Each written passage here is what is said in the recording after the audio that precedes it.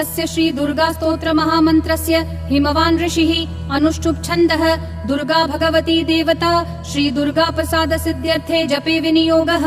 ध्यानम् ॐ ह्रीं कालाभ्राभां कटक्षैररिकुलभयदां मौलिबद्धेन्दुरेखां शङ्खं चक्रं कृपाणं त्रिशिखमपि करैरुद्वहन्तीं त्रिनेत्रां सिंहस्कन्धादिरूढां त्रिभुवनमखिलं तेजसा पूरयन्तीं ध्यायेत् दुर्गां जयाख्यां त्रिदश परिवृतां सेवतां सिद्धिकामयीः।